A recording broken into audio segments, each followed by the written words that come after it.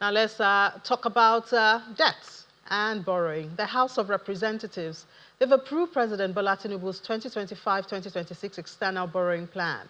The borrowing package includes $21.89 billion euro and 2.19 billion euros, as well as 15 billion Japanese yen. You remember this was passed by the Senate 2 days ago. Now, according to the documents passed by the House, the borrowing plan does not equate to actual new borrowing for the 2025 fiscal year, as it has already been captured in the midterm expenditure framework covering both the federal and the subnational governments. Meanwhile, the House of Representatives, they also held a valedictory session for late former President Muhammadu Buhari, and it's all captured in this report by our National Assembly correspondent, Terry Kumi.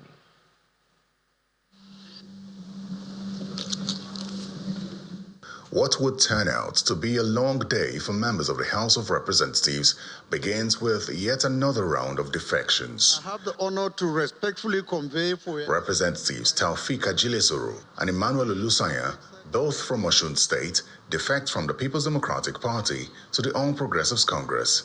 And Representative Marcos Onobun, the only PDP lawmaker from Edo State, joins the APC as well. Can you please appreciate our new members?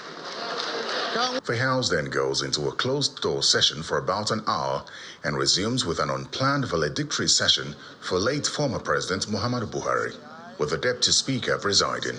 Was one man who was not compromised by the trappings of power, who lived within his modest means whenever he found himself or wherever he found himself.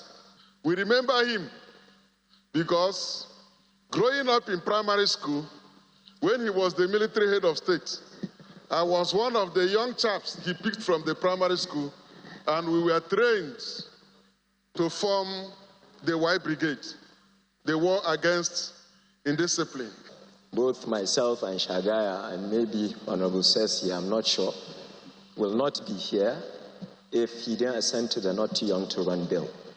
Let the legacy of President Buhari and whatever disagreements we may hold about his tenure unite us now. In this chamber, where he labored alongside us to build a stronger Nigeria, let us resolve to carry forward his commitment to integrity, his commitment to accountability, his commitment to service. His life reminds us that leadership is not about perfection, but about steadfast dedication to the public good. The brief valedictory session ends, and the House considers the report of its Committee on Aids, Loans and Debt Management for the approval of President Tinubu's request for an amended borrowing plan for the 2025-2026 fiscal year. The new borrowing plan seeks to accommodate the Lagos-Calabar Coastal Highway project as well as the Nigeria Universal Communications Access project. The committee, in the course of the assignment, observed that the borrowing plan does not equate the actual new borrowing for the 2025 fiscal year, as it has already been captured by the Midterm Expenditure Framework, MTEF, covering both the federal and state governments. In the second report, Mr. Chairman, it was noted that the federal government has been complying with the implementation of the provisions of the Pension Reform Act 2014.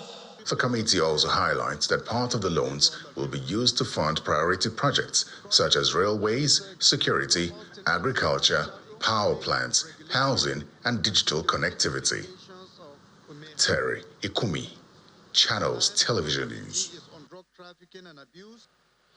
All right, so now let's talk about that borrowing plan. Emphasis on the fact that most of it is not new borrowing, according to the lawmakers right there. It was passed by the Senate the day before, and then yesterday the House of Reps also did that. So let's have this conversation now with the Chief Executive Officer of Big Consultancy Services, Dr. Boniface Chizia. Dr. Chizia, good morning and welcome to the program. Thank you for having me. Thank you. Great. So some days ago, I had Mr. Tao Oyedele on the program, and we talked about, what the rebase GDP has done, and the fact that, of course, more revenue is expected with the new tax law, which begins January, and how this may have given more ceiling for borrowing, although he said he hopes that the government would not like to use that, because now with the rebased GDP, we have a total debt burden of 39.4% of the GDP. That's below 40% ceiling as set by the federal government. So we're still in good stead. And also, it's below the 55% threshold recommended by the World Bank and the International Monetary Fund. So I guess even with this amount of borrowing, we're still in a good place.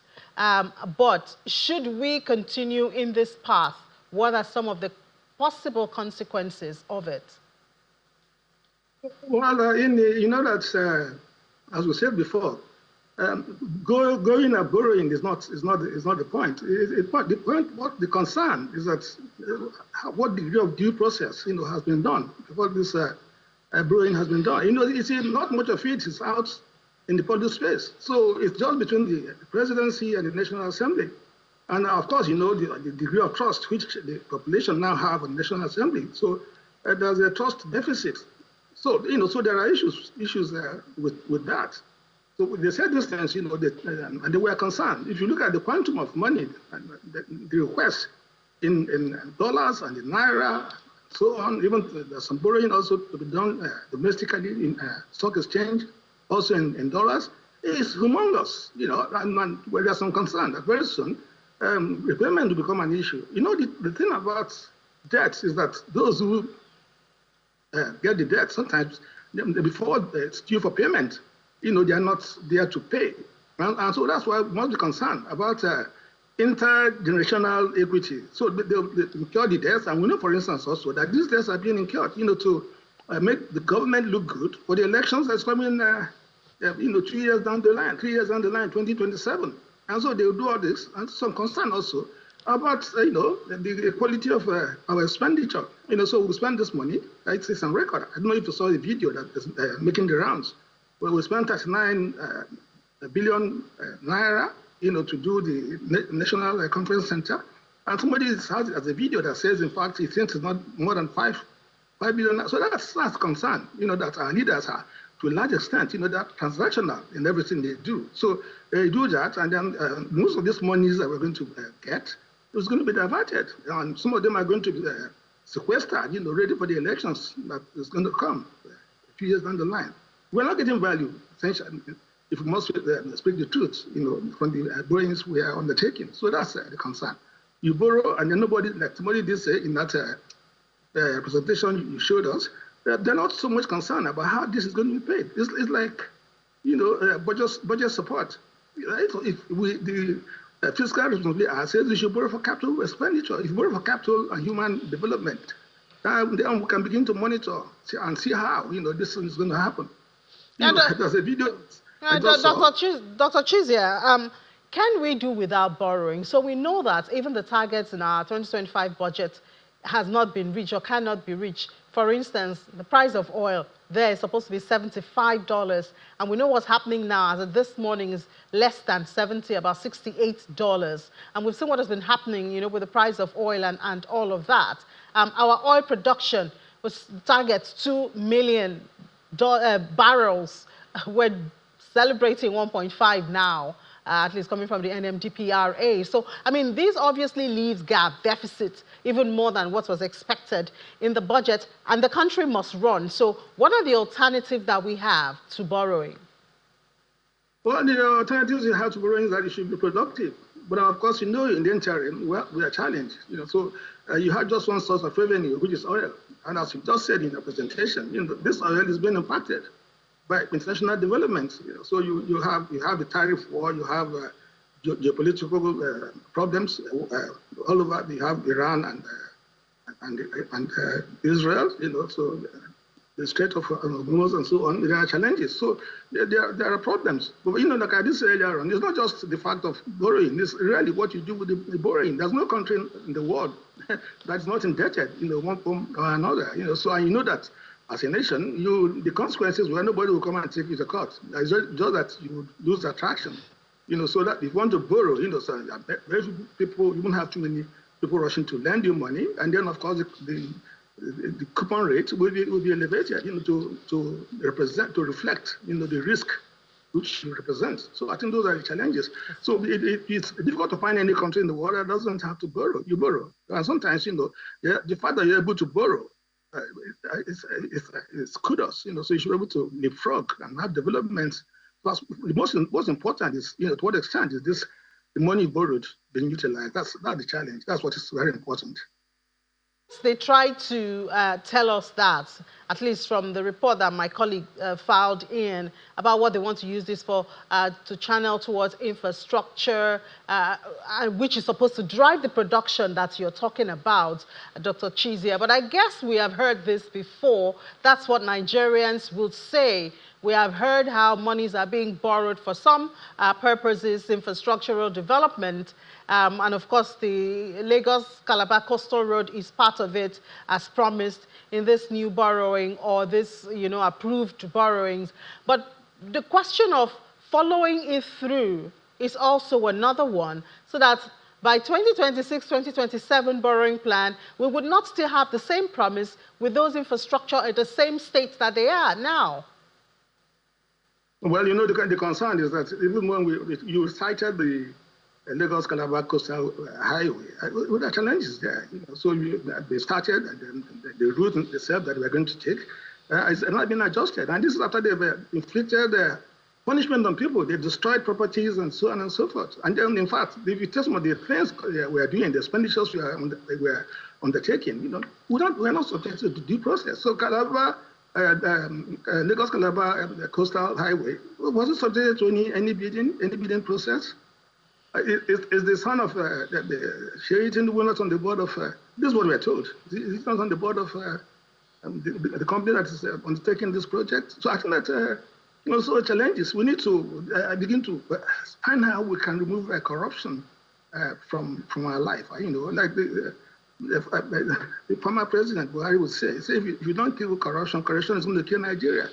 And that's where we are. So we need to fight corruption. And that's why we need to focus our minds when it comes to election 2027 in terms of the person we are going to hire to lead this country.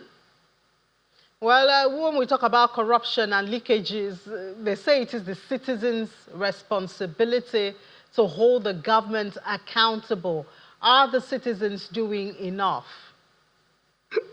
Well, the citizens don't have the cloud, don't have the power, they don't have the access to information to do that. This has happened, and like I said, there's lots of opacity. Like I said, the relationship between the president and the National Assembly is not arm's length. We know what it is.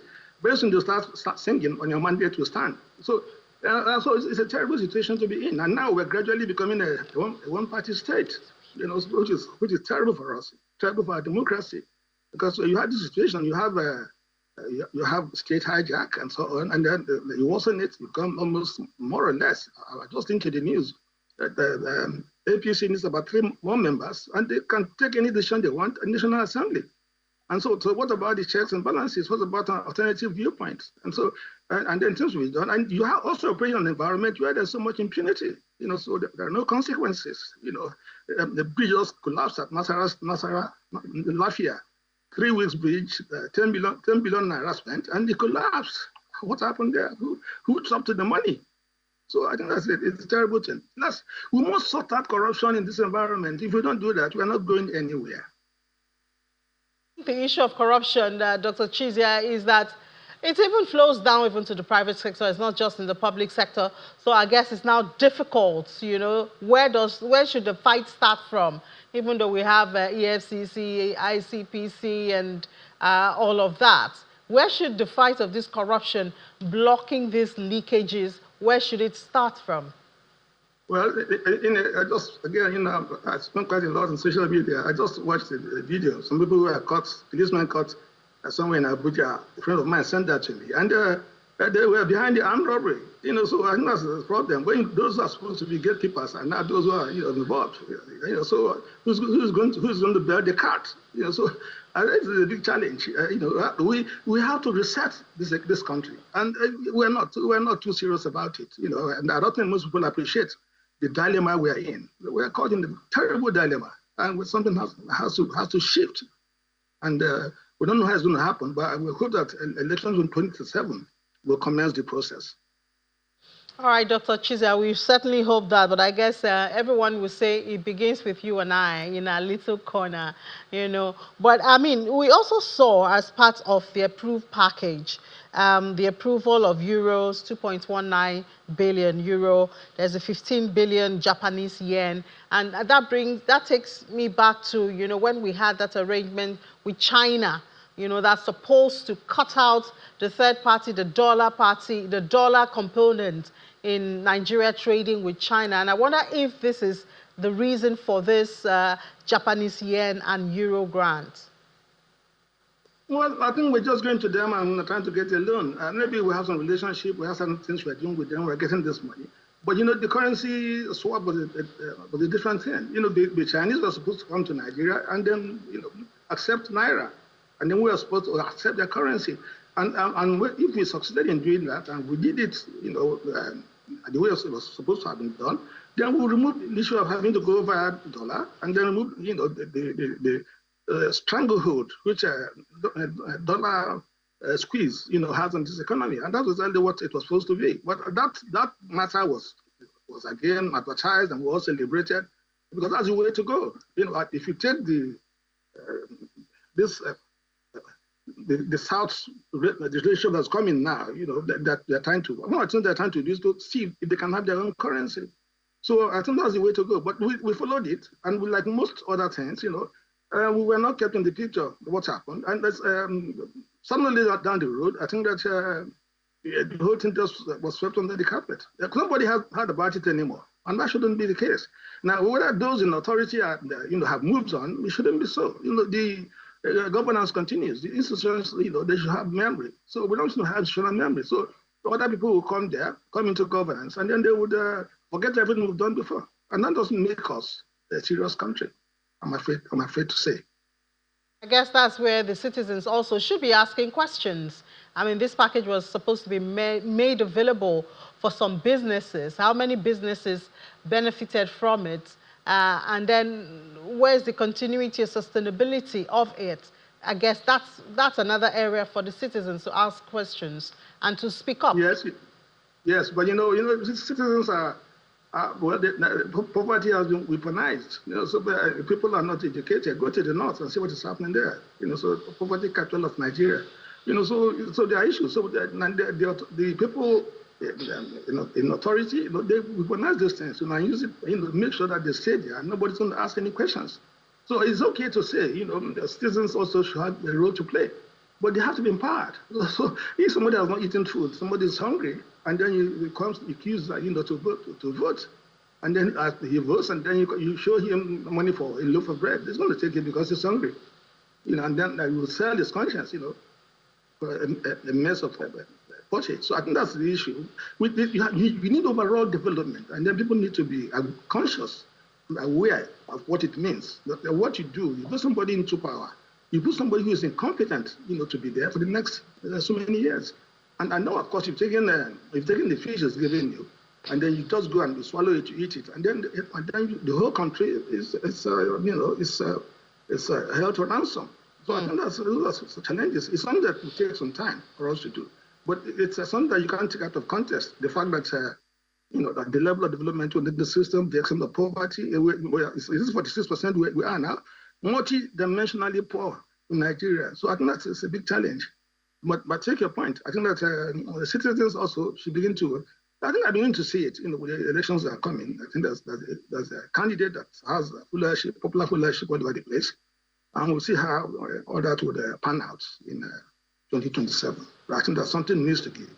Yeah, but you know the thing, Dr. Chizia, is we want to fight corruption, and the same poverty is also fighting the political in this political scene, because the talk of selling of votes, I think that's also another one, you know, that kind of blocks the eyes of the people to being objective in choosing the leaders. It's the same poverty, so I mean, people sell their votes for paltry sum, and then eventually they choose someone who entrenches even the poverty that they are fighting. So it looks like the question of the chicken and the egg, which one comes in first?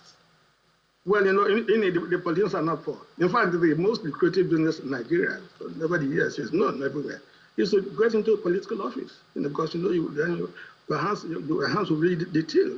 Check what's happening. What salary here is about 30 million a month or somewhere in the Senate. And what are we talking of the minimum wage? How much is it? And it's the same market. So the politicians are not, and then they also the looting, the stealing is incredible. I wonder if you saw the video of the lady that was a clerk in the National Assembly and the sort of things that go on. Of course, she didn't say anything that we did not know. She told us what we know. So the whole place is putrefied. The whole place is stinks. There's poverty in the land. Corruption in the land. I keep on saying it's unbelievable. And then I'm not seeing, that light at the end of the tunnel as far as this is concerned. So I'm not seeing it because I don't know how it's going to happen. But we hope that it will happen. So you put the distance should be out there. And as they're saying it, they are telling us that it's MTF and so on and so forth. But when they are presenting it, if it is there, they should say it consistently. But they tell us they kept to this kind of responsibility, they kept to eat and so on. It's all in the budget and so it sounds good. But if we have the MTF and we're operating it, then why are we having all this supplementary ascending capital expenditure? So you have capital expenditure 2024 capital expenditure being extended to end of this year. Yeah, I've said it before. It's like if you have medium-term expenditure program, it's a 3-year. It's like a rolling plan. So you don't come again and you rush under the place and say we've extended it to. Are you extending? So a lot of inconsistencies that if you have knowledge of what goes on, you just feel that these people are confused. All right, Dr. Chizia, thank you so much for sharing your thoughts with us this morning on the borrowing plan and some of those details. Dr. Boniface Chizia is Chief Executive Officer of BIC Consultancy Services. Thank you for your time. Thank you, Ine, for having me. Thank you. God bless you. Bless you too. Let's take a break now. When we come back, we'll head to the global space with Will Ibon. Please stay with us.